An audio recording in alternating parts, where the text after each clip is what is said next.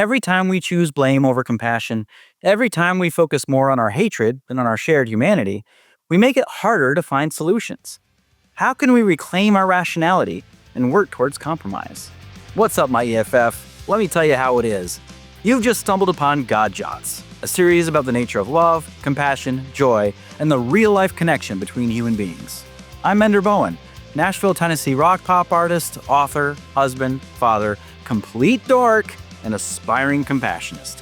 Sit back, relax, and be prepared to laugh, cry, maybe even cause some natural disasters for some reason.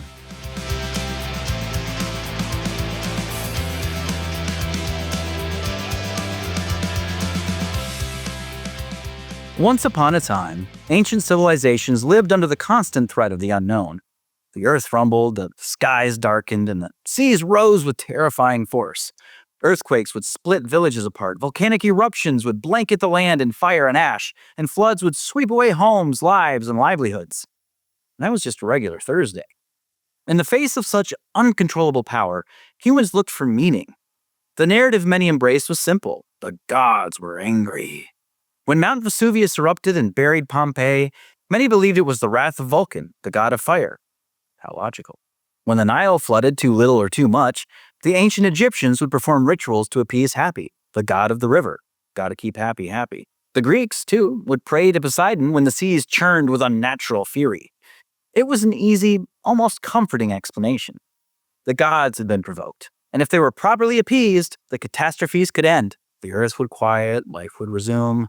It seems laughable now from our vantage point of satellites, weather apps, and seismographs. We understand plate tectonics, atmospheric pressures, and climate patterns. We know that volcanic eruptions and earthquakes aren't personal punishments, but natural processes that have been occurring for millions of years. But here's the thing. We might have outgrown the belief in vengeful gods, but have we really moved past the need to pin catastrophe on something or someone? Today, instead of trembling before the wrath of gods, we shake our fists at the people we blame for the world's troubles. It's as if we've merely replaced the gods with new, human scapegoats, assigning them an almost godlike power over every disaster or failure we face. Instead of deities raining fire and brimstone, it's the politicians, the business moguls, the celebrities, and anyone from the other side of the political divide. It's them, we say, who are to blame for the chaos in our lives. Hey, look, before we get a little too deep into this episode, if you like the shirt I'm wearing, you can find this one and others like it at godjotstore.com. If you're like me, you've probably felt that gnawing sense of unease about the state of the world. It's easy to feel like everything is spiraling out of control. Wildfires, floods, political corruption, social unrest, more seasons of The Voice. And in the midst of this madness, we instinctively search for someone to blame. Someone who can embody the chaos, someone whose existence justifies our anger. Politicians? They're easy targets. Pick one. Any one of them will do. Some people will point at the current administration and say, they're responsible for the natural disasters. Look at their policies. They're ruining everything. Others will accuse their political rivals. They've made the world a mess with their incompetence. Everything bad happens because of them. But it's not just politicians who wear the crown of our collective ire. We look at billionaires and business tycoons and attribute natural disasters to their greed. An earthquake shakes our city? Clearly it's the result of corporate environmental exploitation. A hurricane devastates a coastal town? Well, it's those magnates' fault. How dare they contribute to climate change? And that's if we aren't outright saying they straight up made the darn thing. We fixate on individuals or groups we already dislike, elevating them to the status of gods in our minds. We imagine that they control everything, that they're orchestrating all the calamities from some dark corner of the universe. Cue the hand-wringing and the ha ha ha ha. And in doing so, we give them more power than they could ever possibly have. We turn them into these all-seeing, all-doing villains who can bend the world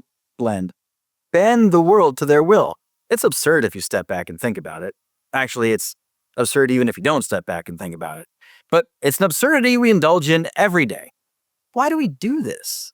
I think it's because there's a certain comfort in having a scapegoat. See, if we can blame all the bad things that happen on people we already hate, we don't have to face the complexities of life. The world feels simpler, less chaotic. We don't have to wrestle with the messiness of nature or the randomness of disaster. Instead, we channel all that uncertainty into a face, a human face, a group we already mistrust. But here's the problem. This isn't helping. It's actually making everything worse. We're building up more walls, deepening the divides, and fortifying our own echo chambers. We're losing our capacity for compromise. After all, how can you find common ground with people you've turned into monsters? It's this toxic mentality that stops us from making real progress. We're so busy demonizing those that we don't agree with that we can't see the big picture. We think that by blaming others, whether they're on the left or on the right, whether they're rich or poor, we're justified in our anger. But in reality, all we're really doing is perpetuating a cycle of hatred that makes it impossible to solve anything.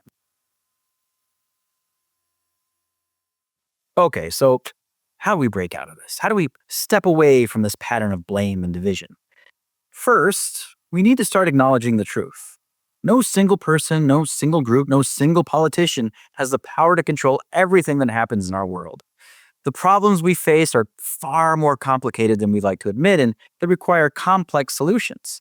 Solutions that we will never find if we keep hurling blame like lightning bolts at our enemies. We need to reclaim our rationality. We need to step back and recognize that catastrophes, whether they're natural disasters or social upheavals, are not caused by one person or one group. Hurricanes are not the fault of one political party. Earthquakes aren't the result of some billionaire's greed. These events are the result of intricate systems, some natural, some human-made. And the solutions to them require cooperation, not division. Compassion needs to be our guide. If we keep focusing on how much we hate the other side, we'll never find a way forward. But if we start to see each other as fellow humans, capable of both mistakes and growth, we might just make progress. We don't have to agree on everything. We probably won't. That's okay. The goal isn't for everyone to think the same. The goal is for us to learn to work together despite our differences. And hey, I get there will always be bad apples on either side. That shouldn't keep us from finding and working with the good seeds. Compromise isn't a dirty word. It's a necessary one. Compromise means finding middle ground, even when it's hard, even when it means working with people we don't particularly like. But the alternative? Digging our heels in, clinging to hatred, that'll only make things worse. If you're properly applying compassion and, as a result, truly getting to know people on the other side, you will eventually find you want for them as much as you want for yourself. And that makes compromise all the more powerful. We must stop elevating people to godlike status, whether to blame or praise them for everything that happens. No politician or celebrity or billionaire is that powerful. And no problem can be solved by simply identifying an enemy. Look, I know it's tempting to keep doubling down on a blame game. It's so much easier to point fingers than it is to look inward and ask how we might be contributing to the problem ourselves. But here's the hard truth. Every time we choose blame over compassion, every time we focus more on our hatred than our shared humanity, we make it harder to find solutions. Like I said before, we don't need to agree with each other all the time. We don't even need to like each other. But we do need to stop giving into this primitive urge to blame, scapegoat, and divide. The gods aren't angry with us anymore. We've made our own world now. And if we want to fix it, we need to start acting like the compassionate, rational human beings that we claim to be. All right, now it's your turn. When have you caught yourself blaming things like natural disasters or even bad luck on those you view as enemies or adversaries?